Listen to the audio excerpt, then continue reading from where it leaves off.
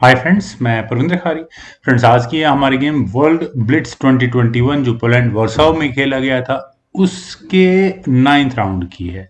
और इस गेम के ऊपर मुझसे वीडियो बनाने के लिए कहा था नईम शेख जी ने। खेली गई थी शक्रियार मेमद्रेव और मैग्नस कार्लसन के बीच में। शुरू करते हैं सीधा D4 के साथ। यहाँ मेमद्रेव ने शुरू किया। नाइट F6, यहाँ कार्लसन का मूव आया bishop G5 D5 night D2, then हुआ C5 D take C5, queen गई A5 स्क्वायर पर, then knight at G goes to F3, queen take C5, finally pawn ले लिया गया है। देन हुआ E3, तो नाइट आया E4 स्क्वायर पर। आई थिंक नाइट एक्सचेंज हो सकते हैं, नहीं।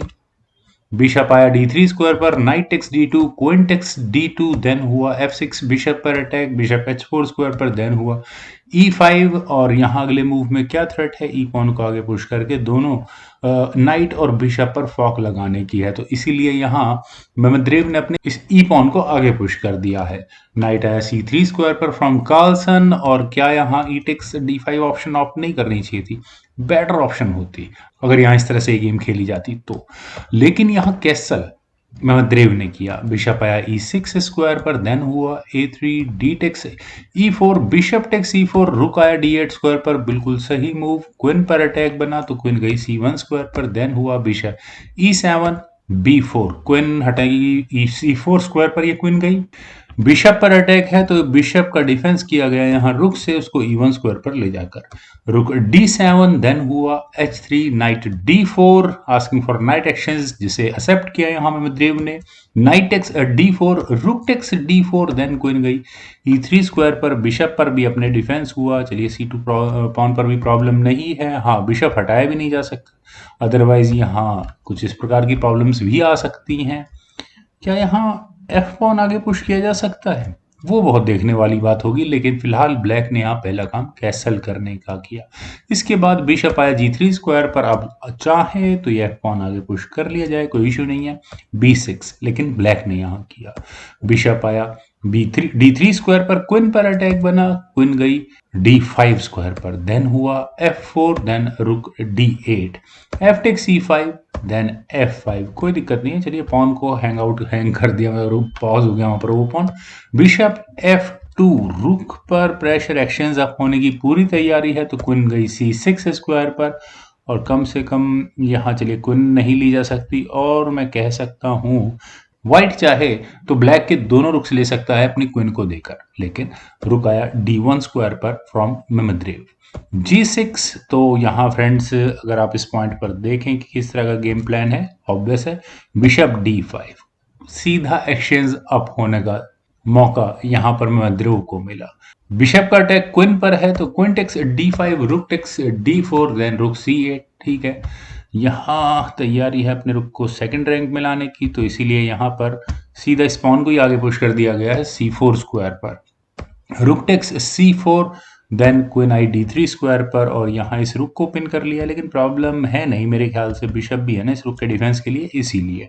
तो क्वीन C6, पहला मूव आया rook takes C4 sorry, bishop takes C4, queen पर अटैक, क्वीन गई C3 स्क्वायर पर, और फिलहाल बिशप को पिन कर दिया गया है।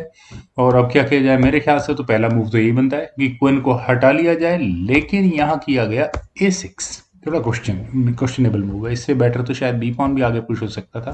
खैर, मेमद्रेव ने अपने इस ई पॉन को आगे पुश कर दिया है। Now what about this bishop B5? शायद ठीक रहता, लेकिन यहाँ खेला गया B5, बिशप पर डिफेंस हो गया है। क्वीन गई E5 स्क्वायर पर, और फ्रेंड्स क्वीन के E5 स्क्वायर पर आने के बाद आप यहाँ देखिए चेक आएगी, उसके बाद और क्या हो सकता है। चलिए देखते हैं क्या होगा यहाँ से। क्वीन आई D5 स्क्वायर पर क्वीन एक्सचेंज ऑफर है, और प्रॉब्लम जो व्हाइट एक और थ्रेड दे रहा था सबसे पहले यहाँ एक चेक के साथ, जब बिशप किंग ब्लैक का यहाँ इस G7 स्क्वायर पर आता तो व्हाइट का बिशप एक और चेक दे सकता था। खैर, क्वीन B8 चेक, किंग गया G7 स्क्वायर पर, देन हुआ क्वीन C7, और फ्रेंड्स क्वीन के C7 स्क्वायर पर आने के बाद बिशप पर अटैक बना है। मेरे ख्याल से ब्लैक के पास ऑप्शंस बहुत लिमिटेड है किंग के जाने के लिए। आई थिंक ये F8 या फिर F6, यही दो स्क्वायर्स अवेलेबल है। अगर किंग को लेकर जाएं F8 स्क्वायर पर तो व्हाइट का ये बिशप बहुत थ्रेट्स क्रिएट करेगा, बहुत प्रॉब्लम्स क्रिएट करेगा। बिशप C5 स्क्वायर पर जाएगा, और ब्लैक अपने बिशप को हटा भी नहीं सकता, अदरवाइज डायरेक्टली यहाँ क्वीन से चेक, और यहाँ ये मेट होगी। तो बहुत स्ट्रांग थ्रेट है। चेकमेट से बचना वैसे ही बहुत मुश्किल मुझे यहाँ नजर आ रहा है।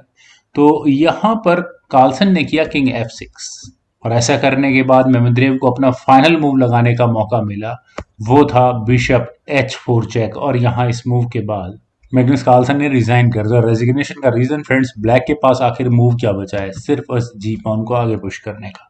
जी पॉन आगे पुश होगा भी तो प्रॉब्लम नहीं है। बिशप टेक्स G5 चेक होगा, किंग टेक्स G5 करना पड़ेगा, क्वीन टेक्स E7 चेक होगा। किंग कहाँ जाएगा?